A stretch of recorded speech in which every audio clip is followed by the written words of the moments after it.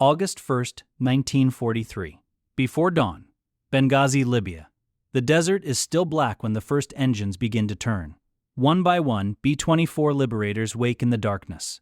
Propellers blur. Exhaust flames flicker blue and orange. Ground crews move like shadows beneath wings heavy with fuel and bombs. The bombers are overloaded, packed for a mission so long and so dangerous that some men already know the odds are ugly. No one says it loudly. They don't have to. The target is Ploesti. Even the name feels heavy. A city in Romania. A maze of refineries. A forest of smokestacks, oil tanks, cracking towers, pipelines and fire. But to the Nazi war machine, Ploesti is more than a city. It is blood. Fuel for tanks. Fuel for trucks. Fuel for the war itself. British Prime Minister Winston Churchill believed that destroying the Ploesti refineries could deliver a knockout blow to Germany's war effort, and Allied planners understood why. The complex produced a massive share of the petroleum products used by the Axis in Europe. Ploesti was also beyond the range of most Allied bombers early in the war, leaving the long-legged B-24 Liberator as the aircraft that could realistically reach it from available bases. And now, 177 of those Liberators are preparing to take off. Not at high altitude, not in the relative safety of the clouds, but low, terrifyingly low. The plan is bold enough to sound impossible. The bombers will fly across the Mediterranean, over the Balkans, through mountain weather, and into Romania at treetop height. They will come in under radar, strike the refineries from minimum altitude, drop delayed action bombs, and escape before the defenders can fully react. That is the theory. Speed, surprise, precision. A tidal wave of heavy bombers skimming the earth. But war does not care how beautiful a plan looks on paper. Inside one B-24, a crewman adjusts his flak helmet and looks down the narrow fuselage. The Liberator is cramped, metallic, and already hot. Ammunition belts are stacked near 50 caliber guns. Oxygen gear is present, but today they won't need the thin air of high altitude. They're going down low, so low that pilots will see trees, rooftops, fences, haystacks, and church steeples rushing toward them. So low that a mistake of seconds could put a 4-engine bomber into the ground. The men try to keep their hands busy. Check the guns, check the belts, check the interphone, check the parachute, check it again. Anything is better than thinking too much. Outside, the lead aircraft begins its takeoff roll. It moves slowly at first, then gathers speed across the desert runway. The B-24 is heavy. Too heavy. Fuel tanks full, bomb bay loaded. Every inch of the aircraft straining to become airborne. The engines roar harder. The runway rushes beneath it. Then, finally, it lifts. Barely. Another follows. The great formation begins climbing into the morning darkness. One aircraft after another, until the sky above Libya fills with machines heading north toward one of the most heavily defended targets in Europe. Only Berlin was considered more heavily defended than Ploesti. Warfare History Network describes Ploesti as second, with Wiener Neustadt third. The Americans would not fully understand the scale of those defenses until they reached the target and paid for that ignorance in fire. The first death comes before the mission has even truly begun. A heavily loaded bomber clips an obstacle after takeoff. There is a flash. Then a ball of flame. Fuel and hydraulic fluid ignite in the dark. For the crews still waiting to launch, the message is brutal. This mission can kill them before they even reach enemy territory. Still, the others go. They have to. The Liberators form up and turn north. Below them, the desert fades into coastline.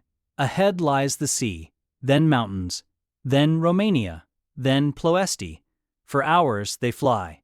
The formation stretches across the sky. Engines drone with a vibration that settles into bones and teeth. Some men try to sleep, but sleep doesn't come easily inside a bomber carrying thousands of pounds of explosives toward a target no one has ever attacked this way before. The gunners scan empty sky. The navigators watch their charts. The pilots hold formation and try not to think about fuel, because this mission has almost no margin. Every mile matters. Every wrong turn matters. Every delay matters.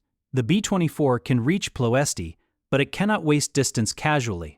These aircraft are flying deep into enemy-controlled Europe, and when the bombs are gone, they still have to find a way home, or somewhere close enough to call home. And already, things are going wrong. Unknown to the crews, German detection equipment has picked up signs of the massive takeoff from Benghazi. The mission that depends on surprise has begun bleeding secrecy from the first hours. German and Romanian defenses do not yet know every detail, but they know something large is coming. The men in the bombers don't know that. They fly on, believing the enemy may still be blind. But far ahead, the machinery of defense begins to stir. Warnings move through the system. Fighter pilots are alerted. Anti-aircraft crews prepare their guns. Firefighting teams at the refineries wait for the worst. Ploesti is not sleeping. And then the formation begins to fracture. Over the Mediterranean, one of the lead aircraft suddenly falls out of formation and plunges into the sea. The aircraft vanishes in water and wreckage. But the loss is more than one bomber. It carries a navigator connected to the early leadership of the route, and in a mission built on exact timing, exact direction, and exact turning points. That matters. The formation presses on. No one can stop now. No one can circle and search. The sea closes over the wreck, and the raid continues. Ahead, the Balkans rise. Mountains, haze. Summer storms building over ridgelines. The bombers climb just enough to clear terrain, then descend again. Some formations fall behind. Gaps widen. The perfect strike package begins to stretch and separate. From a distance, it may still look powerful. But inside the mission, the shape is changing. The plan called for coordinated violence. Multiple bomb groups striking separate refinery targets in a sequence designed to overwhelm and cripple the complex. But coordination depends on timing. And timing is slipping. The men can feel it even if they don't yet understand the full disaster. Aircraft that should be visible are no longer where they should be. Radio silence limits correction. Navigators compare landmarks with maps, but haze and weather make certainty difficult. The ground below becomes a blur of fields, rivers, villages, roads, and rail lines. Romania is close now, too close to be wrong. In the lead formation, the crucial navigation error comes like a trap opening beneath them. The bombers reach a town. They believe it is Florești, the final turning point toward Ploesti. It is not. It is Targovist. The turn comes too early. And now the lead aircraft are not heading cleanly toward the refineries. They are drifting toward Bucharest, toward the center of German and Romanian Air Defense Command. The mistake is catastrophic, but not everyone recognizes it at once. Some navigators see the error. Some crews suspect something is wrong. But in combat, following the leader is instinct. Breaking formation is its own kind of risk. At low altitude, in enemy airspace, with the target minutes away, hesitation becomes deadly. The bombers continue. And then, Ploesti appears. Not where expected. Not in the clean sequence rehearsed over sand table models. But suddenly, violently, through haze and smoke and confusion, smokestacks, refinery towers, oil tanks, rail lines, a city-sized machine of fuel and steel. And around it, guns.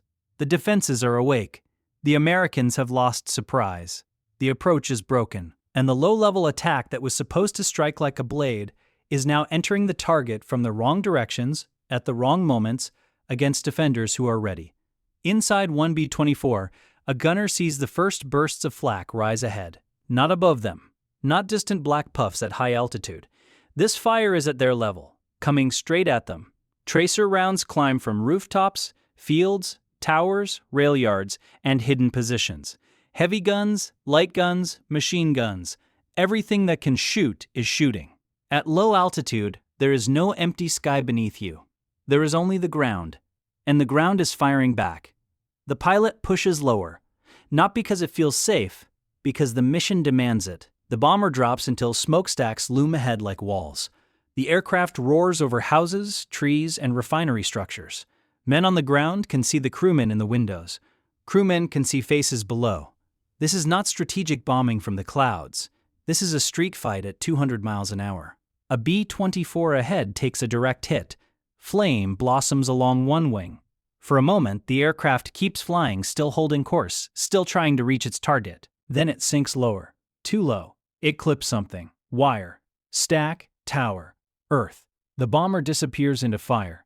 Another Liberator comes through the smoke. Its nose guns firing, waist gunners hammering away at anything that moves. Bomb bay doors open, almost at rooftop height. Bombs drop and skip into the refinery zone with delayed fuses. The aircraft roars through the blast smoke.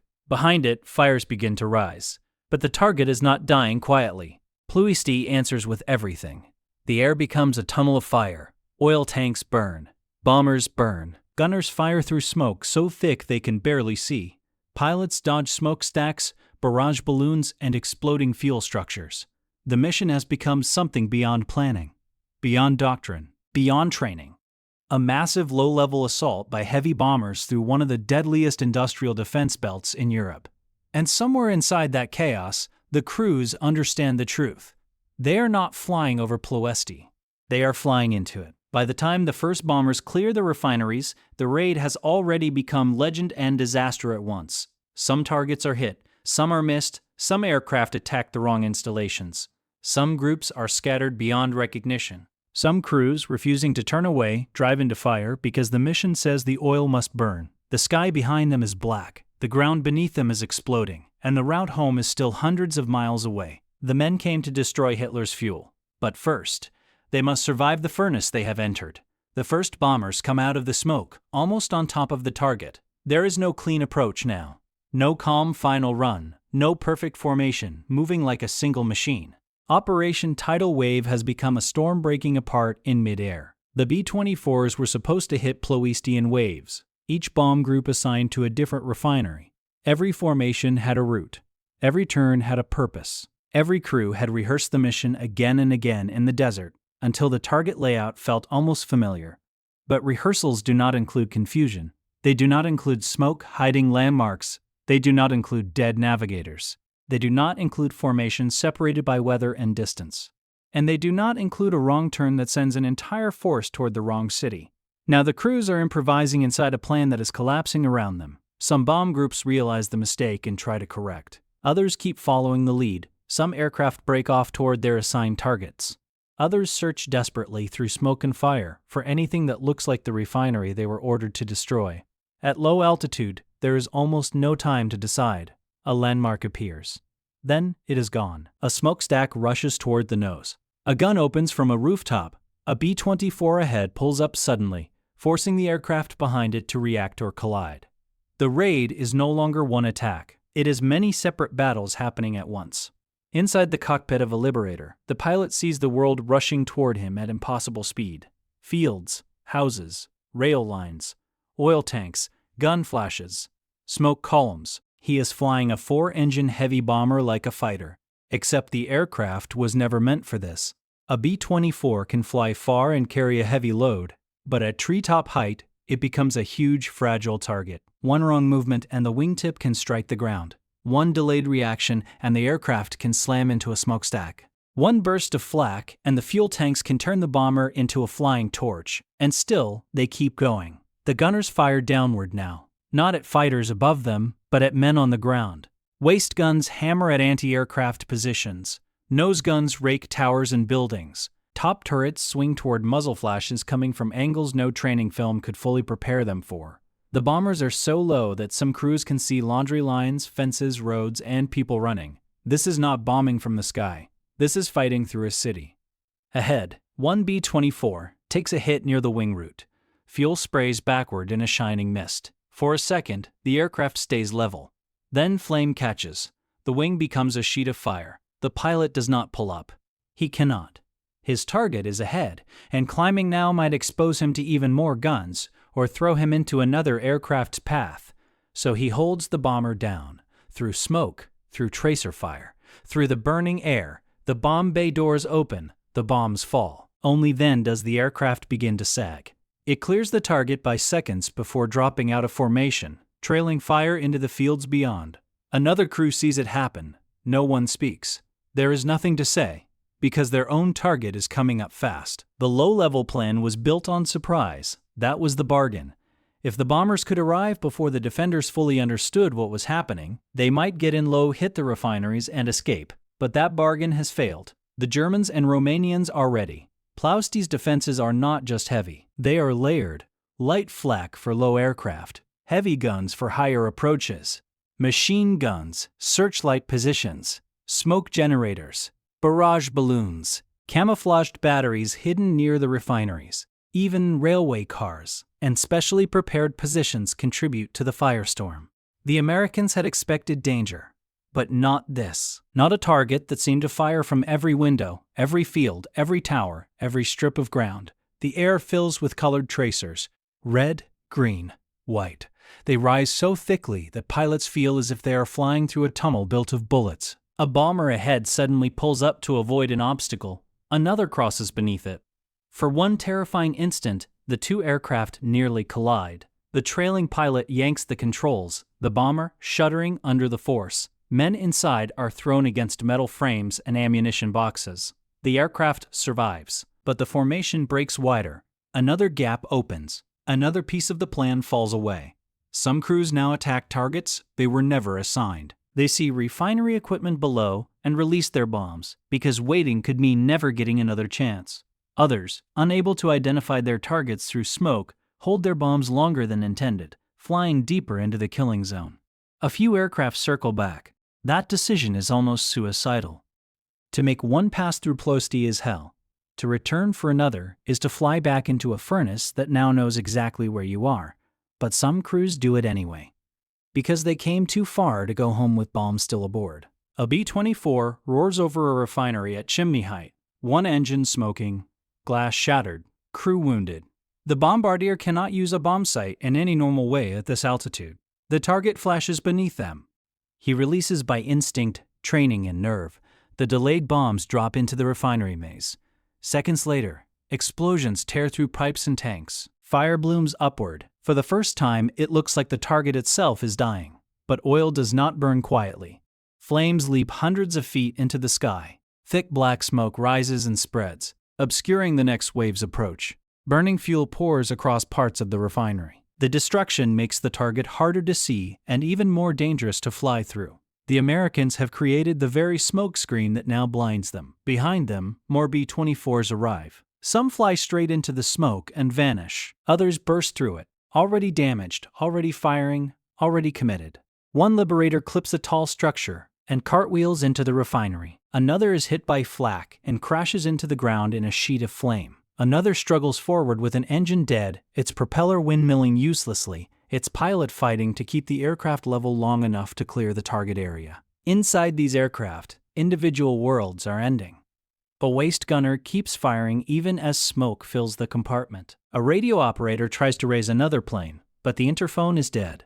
A navigator realizes they are no longer on the planned route and begins searching for any heading that leads away from the guns. A wounded crewman lies on the metal floor while shell fragments rattle around him, and still the formation drives on. This is what makes Ploesti so haunting. The mission is failing and succeeding at the same time. Bombs are hitting refineries. Fires are spreading. Installations are being damaged. But the attacking force is being torn apart in the act. The crews can see the damage they are doing. They can also see the price. As the final waves approach, the defenders' fire becomes even more accurate. The first attackers have revealed the routes. The smoke shows where the bombing is concentrated.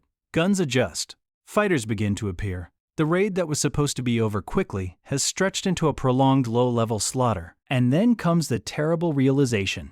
Getting to Ploesti was only half the mission. They still have to get out. The surviving B-24s begin turning away from the target, but there is no single escape route anymore. Formations are scattered. Aircraft are damaged. Fuel calculations are uncertain. Some bombers are barely controllable. They leave the refinery zone at low altitude, pursued by flak until the guns fall behind. But the danger does not end with the target. Ahead lie mountains, enemy fighters, long miles of hostile territory, the Mediterranean, and the brutal question every crew is now asking in silence: do we have enough aircraft left to get home? Behind them Ploesti burns, but not enough. Not yet. And for the men flying away from the smoke, the cost of that truth is only beginning to reveal itself. The surviving bombers leave Ploesti broken apart. Not as one formation. Not as the powerful strike force that had lifted from Libya before dawn. Now they come out in pieces. Single B-24, pairs. Small fragments of bomb groups searching for each other through smoke, flak, and confusion. Some aircraft are missing chunks of wing. Some have dead engines, some trail fuel. Some carry wounded men screaming in the waist or lying silent on the floor. And behind them, Ploesti burns. But the fire does not feel like victory yet, because every crewman still alive knows the same thing. They are deep inside enemy territory. hundreds of miles from safety, and the aircraft beneath them may not last that long. Inside one damaged Liberator, the cockpit is chaos held together by training. The pilot grips the controls with both hands, fighting vibration from a wounded engine. The co-pilot scans gauges that no longer agree with each other. Oil pressure is falling. Fuel is leaking. The aircraft wants to roll left. Behind them, the engineer shouts over the interphone. One engine is overheating. Another is losing power. Hydraulic pressure is unstable. The bomber is still flying, but barely. The pilot looks ahead. There is no clean route. Only sky, mountains, enemy fighters, and the long way home. For Operation Tidal Wave, the target run had been designed as the moment of maximum danger. But now the crews discover something worse. The mission has no safe ending. The aircraft are scattered across Romania, many too low and too damaged to climb quickly. Some must stay near the ground to avoid fighters. Others need altitude to clear the mountains. Navigators struggle to reorient after the chaos of the attack. Maps are unfolded with shaking hands. Headings are recalculated. Fuel is counted again and again. Can they reach Benghazi? Can they reach Cyprus? Can they reach Turkey? Can they reach anything that is not enemy ground? For some crews, the answer is already no. One B-24 limps away with smoke pouring from its wing. The crew has survived the refinery defenses, but the bomber is losing fuel fast. The pilot knows they cannot cross the Mediterranean. He turns toward Turkey, neutral territory. Not home, but not German captivity. The crew begins throwing out anything unnecessary: ammunition boxes, loose equipment, anything that might keep the aircraft airborne a few minutes longer. Another bomber does the same. Then another. Operation Tidal Wave becomes a map of desperate decisions. Some crews try for Libya, some divert to Allied bases. Some head for Turkey. Some crash in fields. Some ditch in the sea. The raid is no longer a single story. It is dozens of separate survival fights. And then the fighters arrive. German and Romanian aircraft close in on the damaged bombers as they flee. For the defenders, the target area has already done much of the work. The B-24s are damaged, scattered, low on fuel, and separated from mutual support. Now they are prey. A fighter dives out of the sun. A top turret gunner spots it too late. Fighter, 3 o'clock high. The guns swing. The B-24 shudders as its .50 calibers open fire. The fighter flashes past, cannons firing. Shells rip through the Liberator's fuselage. Metal tears. Plexiglass shatters. One waste gun falls silent. The bomber keeps flying. Somehow. The crew returns fire at another attacker. The aircraft drops lower, skimming over fields and villages, trying to make itself harder to attack from below. But a 4-engine bomber cannot disappear. Not in daylight, not when it is leaking smoke across the sky. Another B-24 is hit hard. Flames break out. The pilot gives the order, bail out. But at low altitude, the command is almost cruel. Some men jump. Some parachutes barely open. Some never get the chance. Other crews stay with their aircraft because bailing out over enemy territory means capture. And sometimes the bomber still feels like the better bet. Even burning. Even wounded. Even dying slowly. This is where the raid becomes personal in the smallest, most human ways. A pilot keeps flying because his wounded crew cannot jump. A gunner stays at his position because fighters are still coming. A navigator keeps calculating headings with blood on his maps. A radio operator sends messages that may never be heard. A co-pilot helps hold the controls because the pilot's arm has been hit. There are no grand speeches inside these aircraft, only commands, warnings, prayers, and the repeated question, how far? How far to the coast? How far to Turkey? How far to the sea? How far until the engines quit?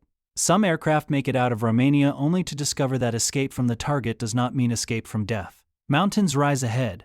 Damaged engines cannot always provide the climb. A fully healthy B-24 could clear the terrain. But these bombers are not healthy. They are torn, leaking, overheating and overloaded with wounded men. One aircraft struggles upward, its engines roaring at maximum power. The nose rises. The airspeed drops. The mountains fill the windshield. The pilot holds it as long as he can. For a moment it seems possible. Then the bomber sinks. Just slightly. Enough. It disappears against the slope in fire. Other crews find gaps through the mountains, flying so low that ridges pass above them and valleys become corridors. Pilots bank hard through terrain, using every bit of skill they have left. The Liberator was never meant to be flown like this, but on August 1st, 1943, men force it to do impossible things. Behind them, Ploesti continues burning, but the damage is uneven. Some refineries have been hit hard, others are damaged but repairable. Some targets were missed because formations arrived from the wrong direction or attacked the wrong installations. The mission's courage is unquestionable. Its results are more complicated. That complication will haunt the raid, because the men paid a price that feels almost beyond calculation. And still, the oil system survives. But none of that is known clearly yet. Not to the crews fighting their way home. For them, victory is not strategic. Victory is an engine still turning. A runway appearing ahead. A coastline in sight. A wounded friend still breathing. A damaged B-24 approaches the Mediterranean with barely enough power to stay airborne. The crew sees water. Open water. For a moment, it looks like freedom. Then one engine quits. Then another begins to fail. The pilot knows they will not reach land. He prepares to ditch. Inside the bomber, men brace themselves. Loose gear is secured. The wounded are held down. Escape hatches are checked. The sea rises fast. The pilot fights to keep the wings level. A bad ditching can break the aircraft apart instantly. A good ditching only gives them a chance. The bomber hits the water with crushing force. Metal screams. The nose digs in, men are thrown forward. Water floods the fuselage. For those who survive the impact, the next battle begins immediately. Get out, before the aircraft sinks. Some do. Some don't. Across the route, similar scenes unfold. Parachutes drifting over hostile fields, burning aircraft falling behind ridgelines, bombers landing in neutral Turkey and being interned, others staggering back toward Allied bases with engines coughing and tires shredded. At Benghazi, ground crews wait. They scan the sky, they listen for engines, they count the minutes. Then the hours. The first returning aircraft appears battered almost beyond belief. It comes in low, wounded, and alone. Men on the ground stare as it approaches. Pieces are missing. The fuselage is torn open. One engine is dead, another is smoking. The bomber lands hard, bouncing on the runway before grinding to a stop. Ambulances race toward it. Ground crews run. They pull open hatches and find men inside who look as if they have flown through hell, because they have. Then another aircraft appears, and another, but not enough. Never enough. The empty spaces in the formation tell the story before the reports do. Aircraft that should be returning do not appear. Crews that left before sunrise are now missing over Romania, the mountains, the sea, or prison camps. By the time the count becomes clear, the scale is devastating. Operation Tidal Wave has become one of the costliest air raids in American history. Dozens of B-24s lost. Hundreds of airmen killed, captured, wounded, or interned. Entire crews gone. Bomb groups shattered. And yet, there is another truth. They reached Ploesti. They attacked one of the most heavily defended targets in Europe at low altitude. They flew through smoke, oil fires, flak, and fighters. They hit refineries that Hitler's war machine needed. The mission is both heroic and tragic. Successful and failed. Brilliant in courage. Flawed in execution. Devastating in cost. That is what makes Ploesti different. It cannot be reduced to one clean judgment. The men did what they were ordered to do. Many did more than anyone had the right to ask. But the target survived enough to keep producing. And the price paid by the airmen was staggering. As night falls over the bases in North Africa, mechanics walk around the aircraft that made it back. They touch torn metal, count holes, look into compartments stained with blood and smoke. Some shake their heads. Some say nothing, because every damaged bomber is also a message from the dead. This is what it took to reach Ploesti. And next time, the enemy will be even more ready. The oil fields are wounded, but not destroyed. The men are back, but not all of them. And the name Ploesti now carries a new meaning across the Allied air forces. Not just a target, a warning. Morning becomes afternoon over North Africa. And still, the crews wait. At the airfields around Benghazi, men stand beneath the hard desert sun, looking north. Mechanics, medics, clerks, ground officers, friends. They know the schedule. They know when the bombers should begin returning. And they know that every minute of silence means something. At first, there is hope. Maybe they are late, maybe the formation had to divert, maybe radio silence is still being maintained, maybe the mission simply took longer than planned. Then the first damaged Liberators begin to appear, and hope changes shape. One B-24 comes in low, one engine dead, another coughing black smoke. Its landing gear lowers unevenly. Men on the ground can see holes punched through the wings before the aircraft even touches down. It hits the runway hard, too hard, the tires scream. The bomber bounces once, then slams down again, skidding forward as ambulances race alongside it. When it stops, crewmen begin spilling out. Some walk, some are carried, some do not move at all. Then another aircraft appears, worse than the first. Then another, and another. Each one brings back a different version of the same nightmare. A tail nearly shot away, a waist section shredded open, a cockpit streaked with blood, a gunner still sitting at his position because no one had the strength to move him until landing. The ground crews climb into the aircraft and stare at the damage, not because they have never seen battle damage before. They have, but this is different. This looks less like aircraft returning from a mission, and more like wreckage that somehow remembered how to fly. One mechanic runs his hand across a line of flak holes along a wing. Another looks into a bomb bay blackened by smoke. A medic calls for stretchers. Someone asks where the rest of the squadron is. No one answers, because the sky is still too empty. The roll call begins quietly. Aircraft numbers, crew names, expected return times, known diversions, known crashes, rumors, fragments, reports from Turkey, reports from the sea, reports from crews who saw friends go down but could not stop. This is how loss becomes real. Not all at once, name by name, plane by plane, empty cot by empty cot. Operation Tidal Wave had sent 177 B-24 Liberators toward Ploesti. By the end, dozens were lost. Hundreds of men were killed, captured, wounded, or interned. Some aircraft made it back to Libya. Some landed in Turkey. Some crashed in the Mediterranean. Some went down in Romania. Some disappeared into mountains in smoke. And the men who returned carried the raid home in pieces. They tell of flying so low that they could see people on the ground, of refinery stacks rushing past their wings, of flak firing horizontally, of oil tanks exploding beside them, of bombers burning so close they could feel the heat through the fuselage, of friends going down with no parachutes, of crews staying in formation while their aircraft were already dying. The stories sound impossible, but the aircraft proved them true. Ploesti has left its marks in aluminum. Commanders begin assessing the damage to the target. At first, there is cautious optimism. The refineries burned. Bombs struck major installations. Photographs show smoke and destruction. Some crews are convinced they delivered the knockout blow Churchill had imagined. But as the reports sharpen, the truth becomes more complicated. The raid did hurt Ploesti. It damaged refineries. It disrupted production. It shocked the defenders. But it did not destroy the complex. Not permanently. Not enough. German and Romanian repair teams move quickly. Oil production is restored faster than Allied planners had hoped.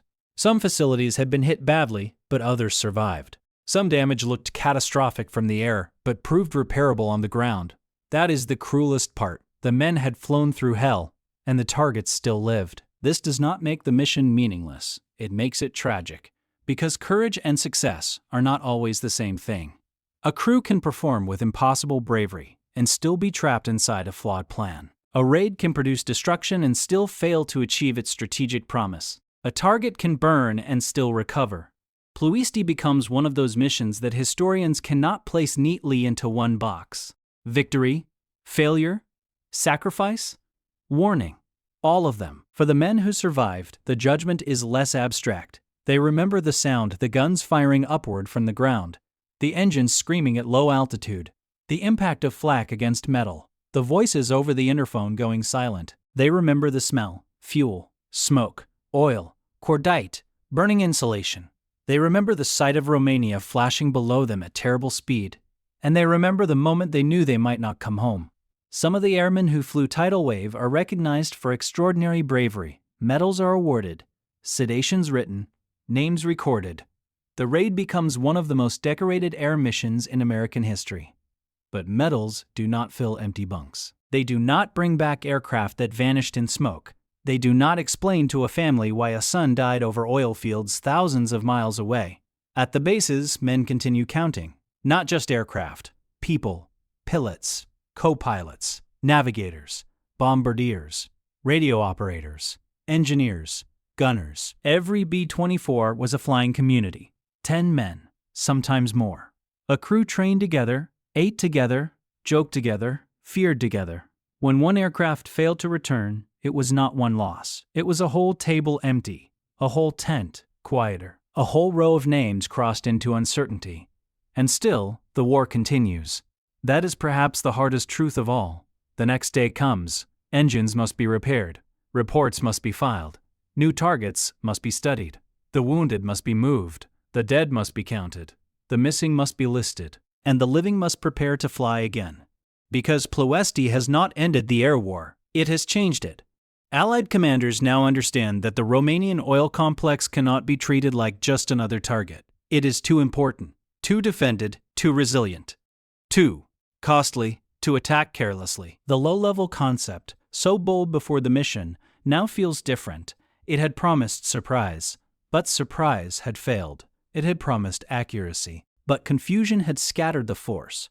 It had promised a decisive blow, but the cost was catastrophic. The lesson is brutal. A heavy bomber can fly low, but that does not mean it should. Operation Tidal Wave becomes a warning written in burning aircraft. Future attacks against Ploesti will be different. Higher altitude, more escort, more systematic pressure. The campaign against oil will continue, but the idea of sending heavy bombers into that refinery maze at rooftop height will never look the same again. In Berlin, the raid is studied too. German leadership understands exactly why the Allies came. Oil is weakness. Oil is vulnerability. Oil is the bloodstream of mechanized war. Without fuel, tanks become steel boxes. Aircraft become metal sculptures. Trucks become dead weight on roads. The Americans had not destroyed Ploesti in one blow, but they had revealed the shape of the war to come. The Allied air campaign would increasingly turn toward fuel, transportation, and industrial systems. Not just armies in the field, but the machinery that allowed those armies to move. And eventually that pressure would matter, deeply. But for the men of August 1st, 1943, the future does not soften the day. They do not yet know what oil campaigns will become. They only know who did not come back. Night falls over Benghazi. The heat drains from the desert. The damaged bombers sit in rows like wounded animals, their skins torn open, their guns silent, their crews scattered between debriefing rooms, hospitals, and graves. Inside tents and barracks, survivors try to sleep. Some cannot. They still feel the aircraft vibrating, still see the refinery towers ahead, still hear the flak, still smell the smoke. Some write letters, carefully, not saying too much, not saying what they saw, not saying how close death came. Others sit alone, because there are things only the men who flew the mission can understand. And even among them, every man saw a different hell. Ploesti is burning in memory now. Not just on the ground in Romania. Not just on the ground in Romania, but inside everyone who survived it. A target can be repaired. A refinery can be rebuilt. A production line can resume. But men do not return from a mission like Tidal Wave unchanged. They had flown to cut the fuel line of Hitler's war machine. They had attacked one of the most heavily defended targets in Europe. They had proved that American airmen would go anywhere they were ordered, no matter how impossible the route looked. But they had also learned that courage cannot cancel bad luck. And sacrifice cannot always guarantee destruction. The oil fields survived. The legend did not. From that day forward, the name Ploesti would carry a weight unlike almost any other target in the European air war. It would mean fire at ground level. It would mean liberators flying through refinery smoke. It would mean crews vanishing into Romania. It would mean a mission where bravery reached its highest point, and still came home broken. The morning after Ploesti, the desert airfields feel different.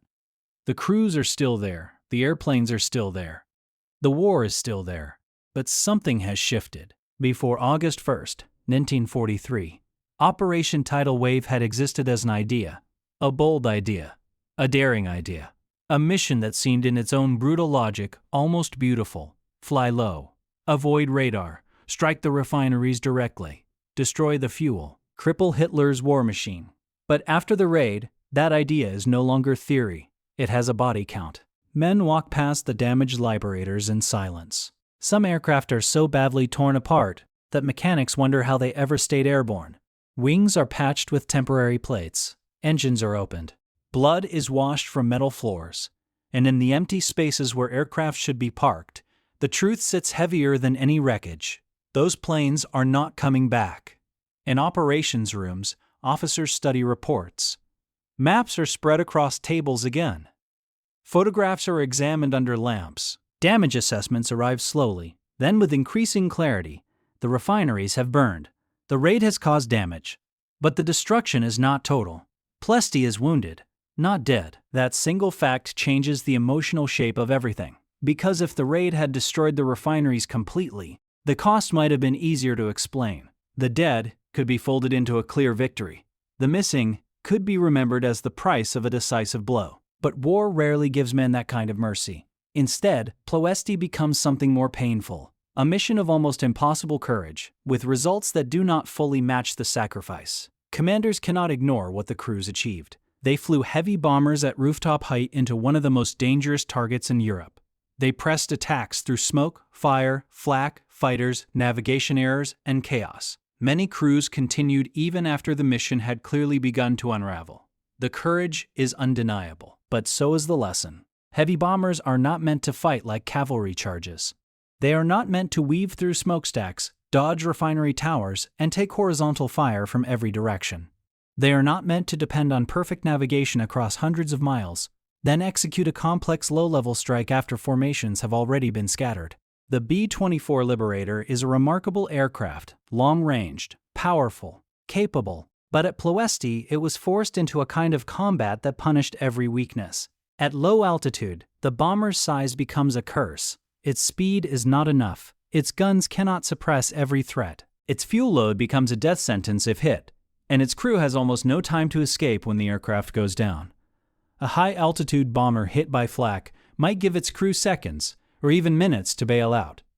At Ploesti, many had no seconds at all. A Liberator flying at treetop height does not fall.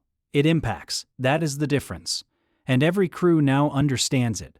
The old confidence in low-level surprise begins to fade, not because low-level attacks never work. They can. They had. But Ploesti proves that a low-level attack by heavy bombers against a fully alert, heavily defended industrial target can become catastrophic. The enemy adapts. The target fires back. Smoke blinds the attackers. Navigation mistakes become fatal. And once surprise is gone, the attacking force has nowhere to hide. The raid also reveals something else. Ploesti is not just one target. It is a system. Refineries, storage tanks, pumping stations, rail links, pipelines, repair crews, firefighting units, replacement equipment. Destroying a system like that requires more than one spectacular attack. It requires pressure, repeated pressure, measured pressure, a campaign. That understanding will shape the air war to come. The Allies will return to oil targets again and again, not simply hoping for one knockout blow, but grinding down the fuel network that keeps German armies moving. Because by 1944, the logic becomes impossible to ignore. Tanks do not fight without fuel. Fighters do not fly without fuel. Trucks do not supply armies without fuel. Training programs collapse when pilots cannot get enough flying hours. Mechanized war dies slowly when its fuel supply is strangled. Ploesti does not end Germany's access to oil in 1943, but it helps teach the Allies where to press. And it teaches the Germans what they must protect. Around the refineries, defenses harden. More guns, more smoke, more fighters, more repair capacity. The enemy knows the Americans will come again. The oil fields have been marked. From now on, Ploesti is not simply a city in Romania. It is a name that lives in briefing rooms like a warning. When crews hear it, they understand. This is not an ordinary mission. This is a place where aircraft disappear.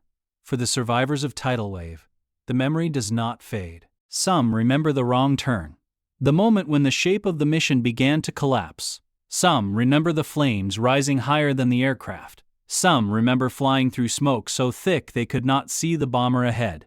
Some remember the strange intimacy of low-level war, the sight of enemy gunners on the ground, the flash of weapons aimed directly at them, the feeling that the aircraft was not above the battle, but inside it.